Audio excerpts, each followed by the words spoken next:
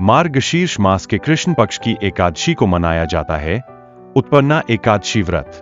वर्ष 2025 में यह शुभ तिथि शनिवार 15 नवंबर 2025 को पड़ रही है। इस व्रत का पारण यानी व्रत खोलने का समय रविवार 16 नवंबर 2025 को सुबह 6:44 से 8:41 बजे तक रहेगा। दरअसल एकादशी दो परंपराओं में मानी जाती है, स्मार्त और वैष्णव।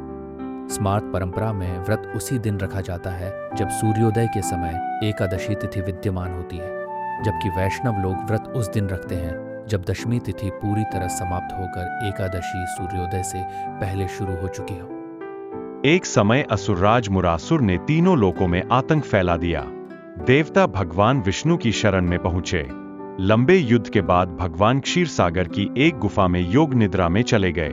जब मुरासुर ने वहां आकर उन पर आक्रमण करना चाहा, तभी भगवान विष्णु की योग शक्ति से एक दिव्य तेज प्रकट हुआ और उस तेज से माता एकादशी का जन्म हुआ। उन्होंने मुरासुर से भयंकर युद्ध किया और उसका वध कर दिया। देवताओं ने माता एकादशी की जय जयकार की। भगवान विष्णु ने प्रसन्न होकर कहा, हे देवी, आज से तुम सब व्रतों में श्रेष्ठ कहलाओगी। जो भी मनुष्य इस दिन व्रत रखेगा वह समस्त पापों से मुक्त होकर मोक्ष को प्राप्त करेगा। एकादशी व्रत केवल धार्मिक अनुष्ठान नहीं, बल्कि शरीर और मन की शुद्धि का एक अद्भुत विज्ञान है। जब हम उपवास करते हैं तो शरीर की पाचन क्रिया को विश्राम मिलता है, जिससे विषैले तत्व बाहर निकलते हैं।